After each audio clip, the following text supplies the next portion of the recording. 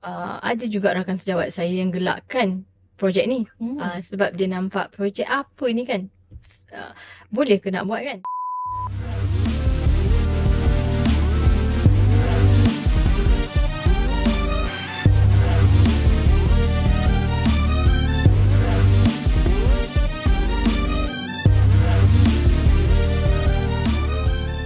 Assalamualaikum dan hai semua. Okay, selamat datang ke Cakna TVET PTSN, sebuah edukasi yang dibawa khas dari Politeknik Tun Said Nasir Said Ismail PTSN, di mana tempat kita kupas kisah inspirasi, inovasi dan impact.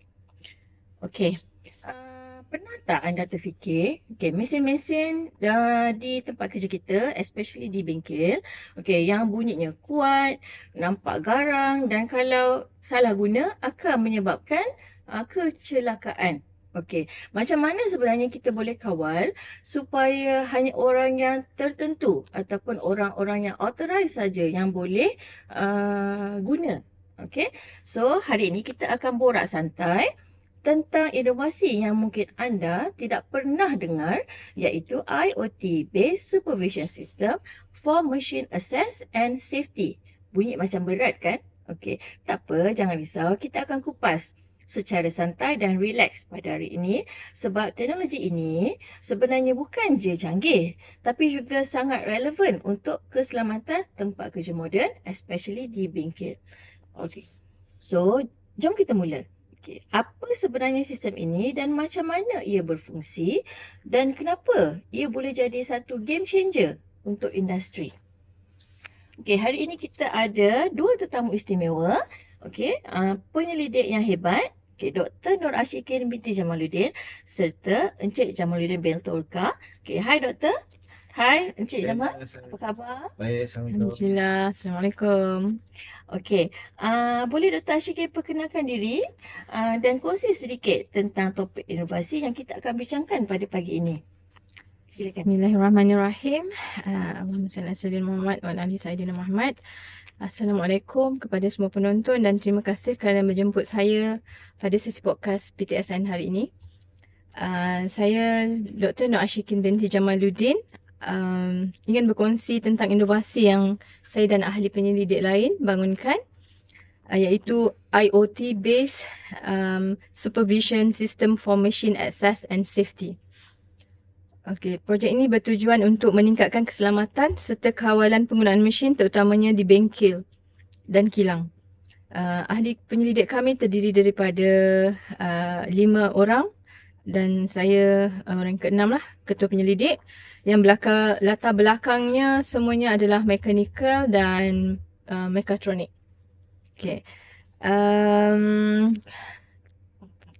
Kemudahan bagi kami berlatar belakangkan dan bercampur ini adalah untuk memudahkan merealisasikan inovasi ini. Bersama saya adalah Encik Jamal, antara ahli penyelidik, Encik Jamaluddin bin Tolka, dan penyelidik lain ialah yang tidak dapat hadir pada hari ini, Encik Hisham Suhadi, Encik Salim Bacok dan Puan Sharifah Nur Jannah. Jadi itulah sedikit tentang pengenalan projek kami. Encik Jamal, apa bidang Encik Jamal? Kalau Dr. Ashikin bidang mechatronic, bidang mechanical. Kalau Encik Jamal pula? Baik, sebelum tu Assalamualaikum warahmatullahi wabarakatuh dan salam sejahtera. Jadi terima kasihlah atas sama juga jemputan untuk podcast pada pagi ni. Jadi kalau nak ikut cerita belakang saya ni, saya sebenarnya kalau ikut bidang adalah kejuruteraan mekatronik atau dulu dikenali sebagai elektromekanikal lah. Saya pun sebenarnya daripada graduan Politeknik sebenarnya. Wah. Kalau ikut asal tu saya bidang otomotif. Oh, alumni Politeknik. Ya, saya daripada Politeknik Sultan Haji Ahmad Shah. Polisas lah. Ya. Jadi alhamdulillah. So sebenarnya kalau ikut dari segi penglibatan, saya kalau ikutkan ni telah ibarat macam dipinang lah oleh Dr. Nur Ashikin untuk sama-sama join dia, grup ni, menjayakan projek inovasi ni lah. Jadi saya terpanggil dan saya rasa saya perlu bantu beliau dan rakan-rakan yang lain. Ya, dengan ilmu yang ada kan. dengan ilmu yang insya-Allah. InsyaAllah, insyaAllah. Ya. Okey, apa latar Lepas belakang soalan. bidang yang Doktor ceburi dan bagaimana timbul minat dalam pendidikan berkaitan keselamatan mesin? Sebelum tu boleh saya cerita latar belakang peribadi saya tentang pendidikan tak? Silakan. Okay.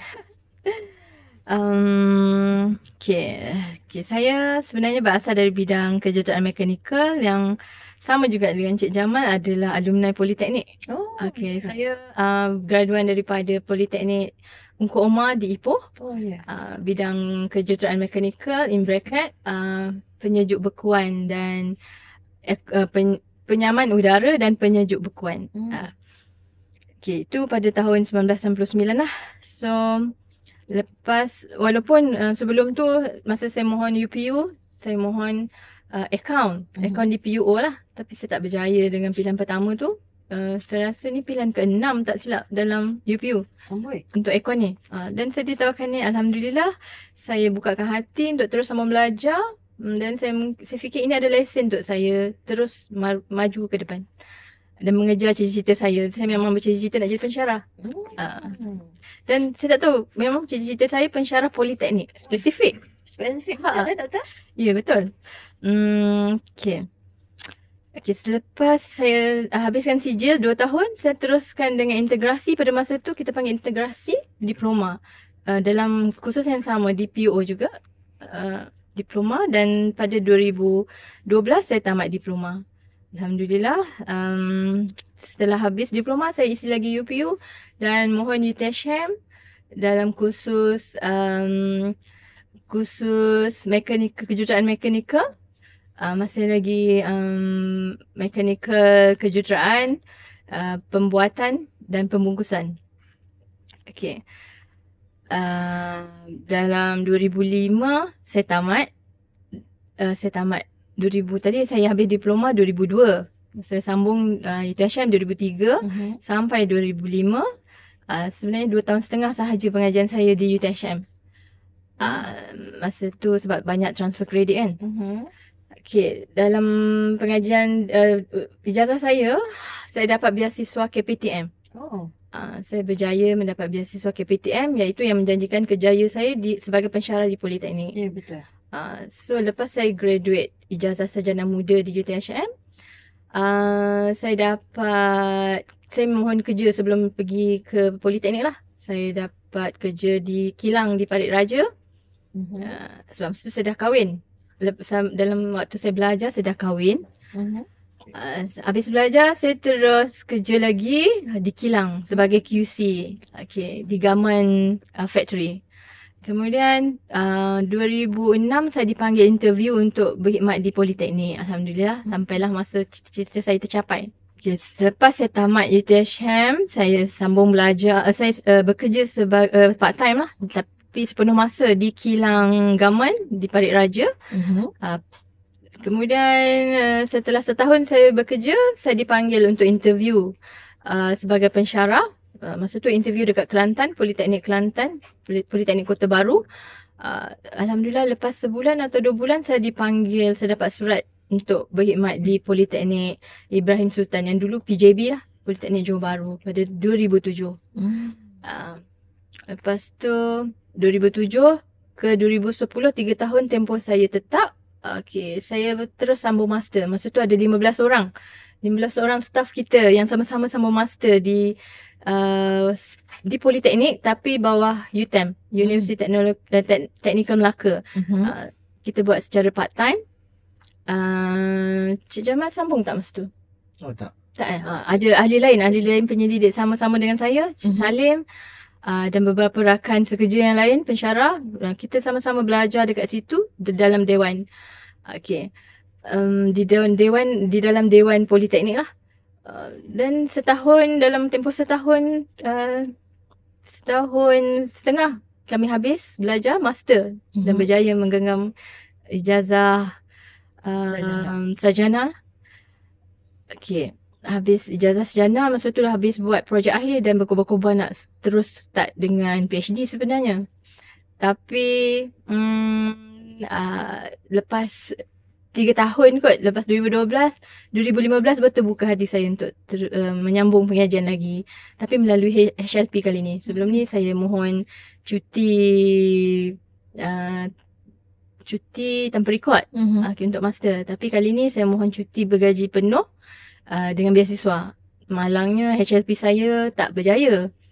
Tapi saya tak putus asa. Saya try lagi mohon juga. Tapi melalui tanpa beasiswa. HLP bergaji penuh tanpa beasiswa. Okay, kat situ saya mohon ke UTM lah 2015 sampai 2018 ni adalah tempoh masa saya yang sangat saya hargai dalam hidup saya. Sebab dekat situ saya mengenali supervisor saya yang sangat memberi saya motivasi. Banyak mendidik saya tentang penyelidikan, etika penyelidikan, memohon grant. Saya sama-sama dengan saya punya penyelia, itu Dr. Syukur Abu Hassan, telah memohon grant dan berjaya mendapat grant. Jadi saya merangkap pelajar dia sebagai research assistant, RA. Saya dibayar sebagai research assistant dan duit itulah saya guna untuk bayar yuran. Saya tak ada beasiswa kan. Dan bukan sahaja saya belajar memiliki grant ataupun membuat permohonan grant, tapi saya juga belajar mendaftar untuk ke MyIPO untuk patent ataupun industrial design. Banyak juga industrial design yang saya perolehi untuk Dr. Syukur yang saya mohon melalui saya sendiri.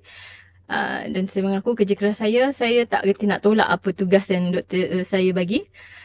SB saya bagi. Jadi saya terima dengan hati terbuka dan dengan rasa untuk belajar.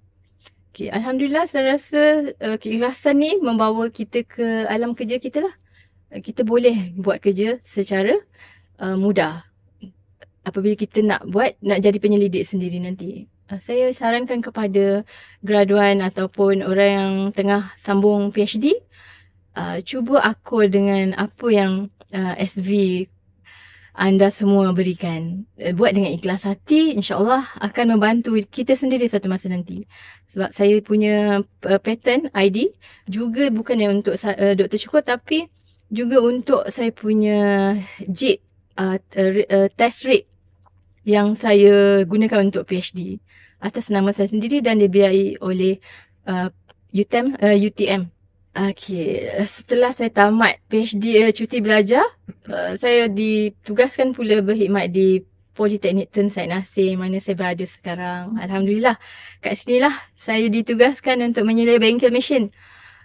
Dan dekat sini kita dah tak nampak fiber seperti yang saya masa PhD dulu. So saya nampak mesin. So dekat mesin ni lah saya nampak banyak pelajar menggunakan mesin tanpa kebenaran. Tanpa kebenaran saya penyelia kan. Waktu tu saya takkan nak berada sentiasa dekat bengkel. Saya banyak lagi kelas lain nak kena datang. Tapi macam pelajar ni tanpa kebenaran dan tanpa penyeliaan sebab dia nak buat projek akhir ke, saya tak tahulah. Mungkin projek akhir lah saya rasa kan. Jadi tak ada pemantau. Dan bila saya datang dalam keadaan bengkel yang bersepah, tak disusun, tak dikemas. Okay, dan masa saya ajar subjek OSH pula, banyak pencarian yang saya cari seperti video-video keselamatan. Video-video hazard yang berlaku pada bengkel mesin, pada mesin lathe terutamanya.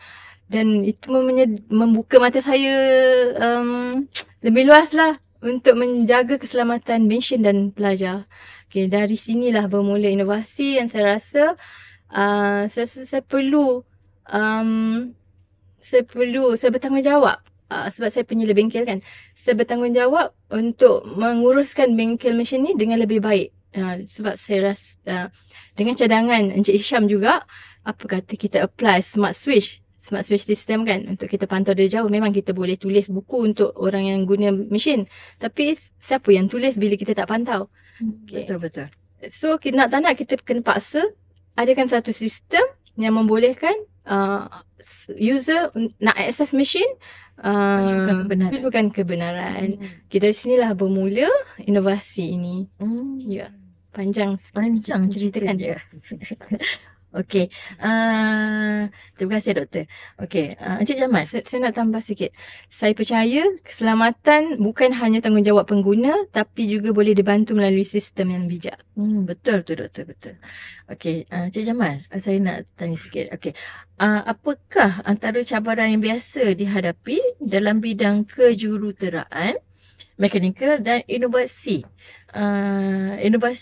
teknologi sekarang? Baik. Kalau kita nak lihat dari segi cabarannya banyak, sangat luas.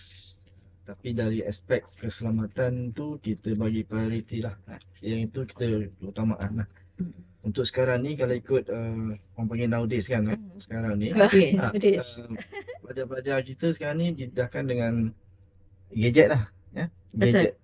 Jadi sekarang ni inovasi yang dibangunkan oleh Ketua Pendidik kita Dr. Nur Rashikin, dia lebih kepada penggunaan gadget lah, yang menggunakan gadget.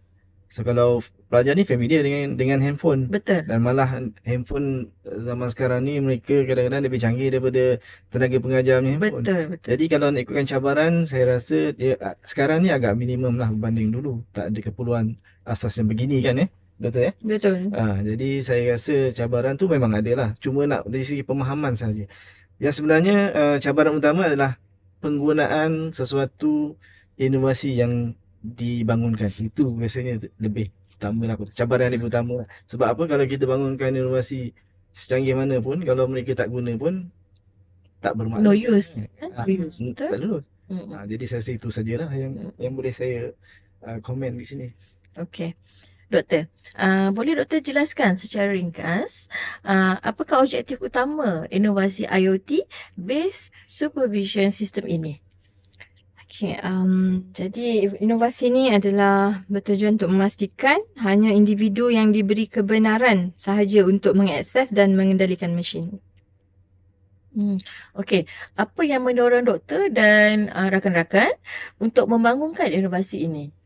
Seperti yang saya cakap tadilah, saya melihat terlalu banyak kes kecederaan akibat penggunaan mesin tanpa pemantauan. Itu mencetuskan idea untuk menghasilkan sistem ini.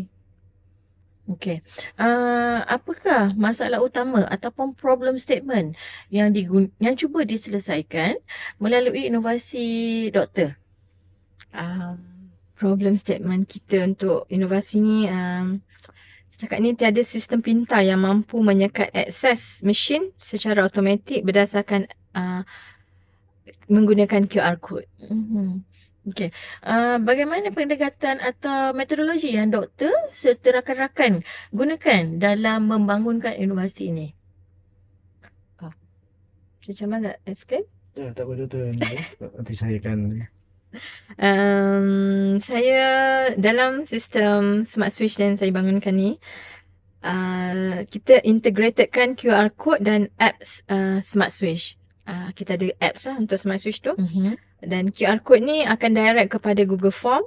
Okay, jadi daripada Google Form saya akan mengesahkan permintaan user ataupun pengguna.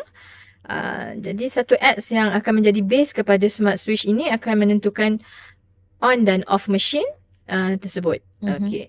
Dan IoT adalah pada QR code yang diintegratedkan bersama apps lah. Okay. Okey. Difahamkan inovasi ini telah mendapat ataupun telah memperolehi geran TAIGS baru-baru ini. Okey, boleh tak doktor kongsikan proses permohonan geran ini dan apa dokumen yang perlu yang disediakanlah untuk mungkin rakan-rakan kita berminat dia ada idea tapi dia tak tahu caranya. Boleh tak doktor dan Encik Jamal kongsikan? Ya, pasti sebelum dikongsi saya sangat berminat dengan topik untuk saya sharekan tentang permohonan grant. Okay, grant yang saya peroleh ni adalah grant TAIGS iaitu untuk innovation yang telah ditaja oleh KPT kita di bawah PPI JPPKK. So nak mohon grant ni kita kena ada tempoh iklan lah. Kita kena mohon masa iklan buka dan iklan sampai iklan tutup. Jadi nak mohon kena ada projek kan, kena ada inovasinya. Saya sebenarnya pernah mohon juga grant tajuk yang sama, tapi bawah grant yang salah, sebab tu saya rasa saya tak dapat. Oh, mungkin. Tapi kali ni saya ternampak sebab saya punya inovasi kan, dan Mhm. ada grant TAIGS ni, ataupun sebelum ni saya rasa tak ada TAIGS ni sebab kita pakai FRGS. Betul. Okey. Jadi grant ni telah menyumbang sesuatu yang besar lah untuk projek inovasi saya. Mhm. Untuk diketengahkan. Jadi nak mohon grant ni, kita kena ada satu projek yang kita rasa boleh bawa ke depan lah. Okay, kita kena ada proposal. Sebab saya dah ada sebelum ni kan, 2018 saya dah mohon. Jadi dah ada proposal lengkap lah. Senang untuk saya isi. Okay. Sebab dah ditunjuk ajar saya punya supervisor juga kan. Dan passion dia berjangkit kat saya, passion tu. Senang saya nak memohon grant. Okay, kemudian kita kena lengkapkan proposal tu dengan bajet lah, ataupun implikasi keuangan dengan betul. Maknanya Yang tepat lah maksudnya. dia bukan tepat sangat lah, tapi maksud dia perbelanjaan tu kita kena tahu apa yang kita nak beli, apa yang kita nak perlukan untuk grant ni. Contohnya grant ni perlukan pelaksanaan kursus professional cert, dan kita kena tahu apa perbelanjaan dekat untuk membangunkan bengkel tu, melaksanakan bengkel ataupun kursus profesional tu. Dan kitalah yang akan mencari badan yang sepatutnya memberi kursus secara profesional ni. Dan kita kena ada pemeriksaan setelah membangunkan sistem. Kita kena ada pemeriksaan produk. Okay, yang tu kita jemput Sirim lah untuk membuat laporan pemeriksaan produk. Kemudian kita kena ada apa lagi? Patent. Kolaborasi. Kita kena ada patent. Semua tu kena ada masuk dalam implikasi keuangan kita. So implikasi keuangan yang betul ni akan membantu meluluskan atau merampas grant tu jadi hak milik kita lah. Merampas. Okay. Maksudnya akan memberi peluang yang lebih cerah lah. Sekiranya implikasi keuangan tu betul dirangka lah maksudnya. Dan gancat proses pelaksanaan tu pun kita sendiri dah tahu. Sebab saya dah memang dari 2018 saya dah familiar dengan saya punya projek. Jadi saya dah rancang apa yang saya nak buat dengan projek ni, bila saya boleh siap. So dalam catagan saya jelas lah tempoh waktu yang saya boleh siapkan projek tu. Satu lagi mungkin kita yakinkan kepada panel. Itulah saya pun nak tanya. Cabaran ataupun cabaran paling besar semasa kita nak semasa doktor dan rakan-rakan nak meyakinkan panel untuk meluluskan grant ni kan. Ada 3 peringkat present, teknikal, keuangan dan pengutus. Teknikal lah. Jangan boleh tolongkan. Saya mungkin boleh terangkan bahagian teknikal lah. Sebab bahagian teknikal ni kita kena yakinkan bahawa adakah produk inovasi yang kita buat ini reliable ataupun pernah ada atau tidak. Kemudian dari segi apa kita panggil tahan lasaknya dan sebagainya. Memang kita pun sebelum tu kita dah duduk sit down bersama dengan pendidik yang lain dan bersetujulah untuk kita teruskan juga projek ini, dan kita yakinkan kepada panel bahawa produk ini adalah genuine. Genuine Asli sebab yang membezakan dia adalah dari segi, saya bagi satu contoh ataupun satu elemen yang saya nak sentuh kat sini adalah daripada sistem pendawaian itu sendirilah. From the single phase to 3 phase lah iaitu adalah cabaran yang memang kami akan hadapi lah. Apapun kita dah nampak lah macam mana cara nak selesaikan. Begitulah. So kita yakinkan panel dan panel pun telah bersetuju dengan kita punya pembentangan doktor. Ya. Dan alhamdulillah akhirnya kita dapat lepas semua ujian tu, dan kita dapat daripada bantuan pihak PPI juga, guidance daripada pihak PPI. Alhamdulillah rezeki kita ahli penyelidik untuk memperoleh grant ni. Grant ni bukan sahaja membantu institusi mencapai KPI, malah membantu kami untuk memohon naik pangkat lagi. Sebenarnya dia kill two birds with one stone lah. Kiranya banyak pihak yang dapat banyak pihak mendapat keuntungan. Kalau saya nak tambah sikit doktor, mungkin silakan. Panel ni dia ada syarat-syarat tertentu yang itu memang mandatory kita kena fulfill lah. And then kita pun yakinkan dengan tambahan kepada requirement yang dia minta itu. Kita yakinkan mereka bahawa kita boleh buat, mampu selesaikan, dan perkara-perkara yang diminta kita boleh tunaikan atau boleh selesaikan. Okey, kita tanya pasal hasil lah. Okey, apa hasil yang doktor harapkan Ya. daripada inovasi ini dan apa impak sebenar kepada pengguna serta industri sendiri? Okey. Alhamdulillah kita ada vision lah. Okey, sistem ini dijangka mengurangkan risiko kemalangan mesin sebanyak 60% dan meningkatkan kecekapan pemantauan. Okey, nak memudahkan kerja-kerja penyelaras bengkel lah. Hasil yang doktor harapkan. Okey, hasil. Dia begini kalau sistem yang dibangunkan oleh, yang diketuai oleh Dr. Norshikin ni, dia analogi dia mudah saja. Maksudnya sistem kita ni adalah lebih kepada switching lah. Switching. Contoh macam sekarang ni kita pun sekarang ni kalau kat rumah tu anak kita kan suka tengok TV, betul tak? Betul. Kan tak kira masa, sekarang 24 jam, tambah lagi cuti sekolah kan. Ya, betul. Macam mana kita nak kontrol anak kita supaya dia tak tengok TV? Walaupun dia dah switch on TV tu, kita still boleh kawal daripada office, kawal daripada kampung dan sebagainya lah, daripada rumah. Jadi sebenarnya switching tu lah yang kita cuba bangunkan. Ya. Tapi kita apply pada mesin. Pada mesin. Itu kita nak sampaikan kepada masyarakat. Supaya analogi yang paling mudah lah. Kan? Untuk safety lah sebenarnya kan. Anak kata nak tengok TV, kita offkan main switch. Tak boleh tengok pada dia, tak boleh tengok. Betul. Itu yang paling mudah lah. Mungkin kita nak bagi tahu masyarakat begitu lah. Ya. Tapi aplikasikan ke tempat lain. Tempat lain. Ya. Okey. Ya, betul. Okey, alright. Okey, siapa yang terlibat secara langsung dalam pembinaan dan pemasangan sistem ni, doktor? Okay, Alhamdulillah kita ada rakan kolaborasi daripada industri iaitu syarikat Falah Tekno Sdn Bhd, yang mana kita menggunakan satu sistem lah, satu produk yang kita akan kita akan sama-sama bina lah, bangunkan dan kita pasang pada mesin yang menjadi cabaran pada kita adalah nak sambung pada 3 phase. Kalau pada single phase senang, ada banyak guide pada manual. Tapi untuk 3 phase ni kita kena buat sedikit inovasi lah. Kita kena ada modified sikit kan, wiring. Okay. Sebab daripada modified lah kita perlukan tenaga sirim untuk membuat pemeriksaan laporan keselamatan lah. Okay.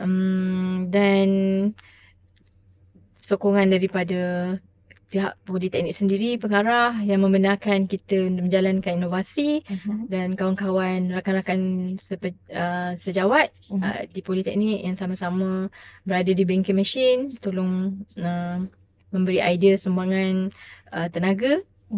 Kemudian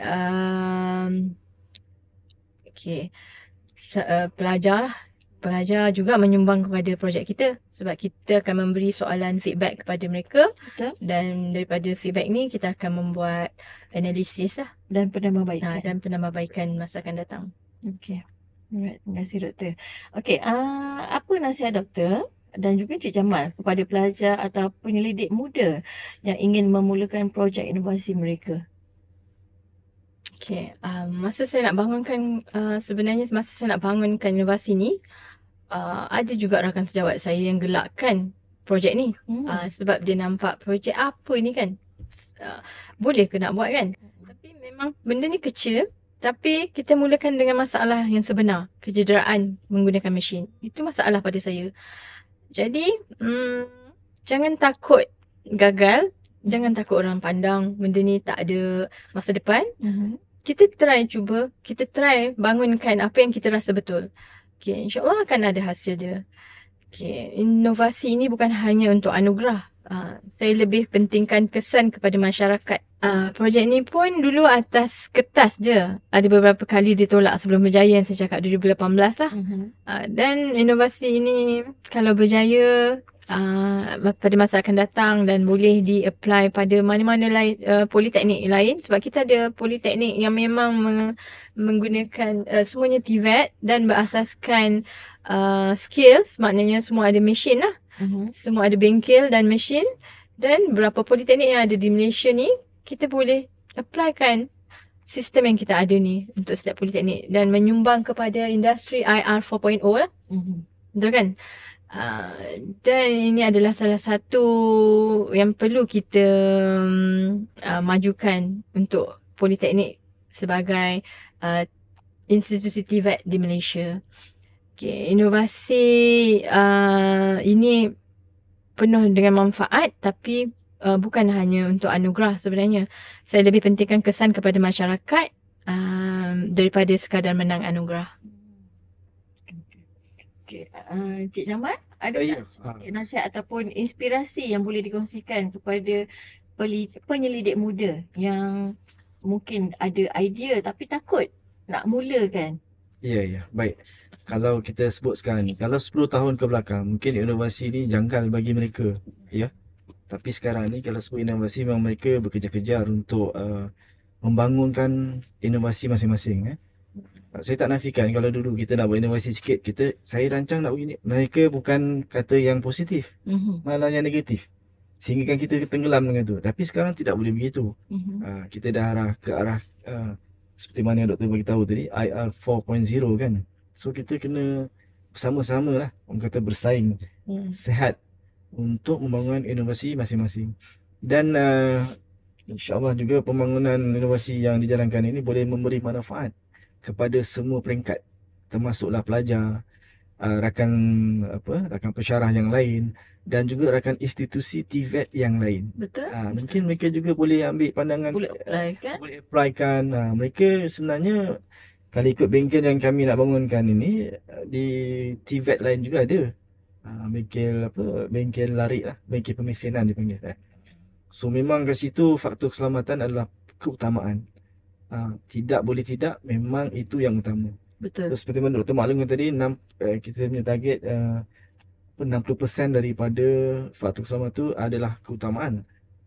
So di situlah kita dah bangunkan, dan juga kita panggil pihak SIRIM untuk meyakinkan, untuk mensahkan sistem selamat digunakan kepada mana-mana institusi atau pihak lain yang memerlukan. Dan apa yang saya nampak juga, produk inovasi yang dibangunkan ini sebenarnya boleh digunakan bukan hanya di bengkel yang kita bangunkan, malah boleh di pejabat, boleh di mana-mana tempat lain yang bersesuaian dengan sistem ini. Dan saya rasa itulah kepada kita panggil innovator, bak kata orang tu, sekiranya kejayaan itu telah berlaku, fikirkanlah untuk kebaikan orang lain. Walaupun pahit perih tu memang ada, cabarannya memang banyak kan, dari segi masa, dari segi tenaga, betul, dari segi kewangan, keluarga pun dia juga kan. Kadang-kadang kita dekat dekat bengkel masih lagi sampaikan ada, kita lupa kadang-kadang yang di rumah tu sedang menunggu dan sebagainya. Tapi saya yakin dan percaya bahawa kebaikan itu akan dibalas dengan kebaikan dia. Berbaloi lah doktor. Betul. InsyaAllah. Okey, sebelum kita tamatkan sesi, ada apa-apa ucapan penutup atau pesanan kepada pendengar podcast PTSN? Saya cuma nak cakap, teruskan berinovasi walau dari perkara kecil. Jangan lupa follow dan subscribe podcast PTSN kita. Kita bina Malaysia yang lebih selamat dan pintar. Okey. Cik Jamal, ada pesanan? Baik, saya sekarang ni berkhidmat di Politeknik Tun Said Ismail. Jadi saya juga ingin mengambil kesempatan menjemput semua lepasan-lepasan SPM untuk masuk menyambung pelajaran di sini, dan kita boleh jumpa secara bersemuka dengan kami, dan insyaAllah kami akan bimbing sebaik mungkin. InsyaAllah. Okay. Alright. Okay, untuk saya tambahkan sedikit dari Cik Jamal. Okay. PTSN mempunyai 2 jabatan utama, iaitu Jabatan Kejuruteraan Petrokimia dan juga Jabatan Teknologi Kimia dan Makanan. Di sini juga kita ada menawarkan 6 program diploma yang menarik dan relevan dengan keperluan industri, iaitu Diploma Kejuruteraan Proses, Diploma Kejuruteraan Mekanikal Petrokimia, Diploma Kejuruteraan Elektrik dan Instrumentasi, Diploma Kejuruteraan Kimia, Diploma Teknologi Makanan serta Diploma Teknologi Lemak dan Minyak. Okey, dengan gabungan pembelajaran teori dan amali, kemudahan moden serta latihan industri sebenar serta pensyarah-pensyarah yang berkaliber, pensyarah-pensyarah yang berpengalaman. PTSN bersedia membantu adik-adik, anda semua untuk membina masa depan yang cerah dalam bidang teknikal dan sains gunaan. Boleh adik-adik yang berminat untuk menyertai, menyambung pelajaran di PTSN, boleh mohon melalui UPU online serta dapatkan maklumat lanjut di https://ptsn.mypolicc.edu.my serta ikuti di Instagram dan TikTok kami iaitu PTSN_official. Jumpa anda di PTSN, tempat bermulanya kejaya masa depan anda. Sekian, terima kasih.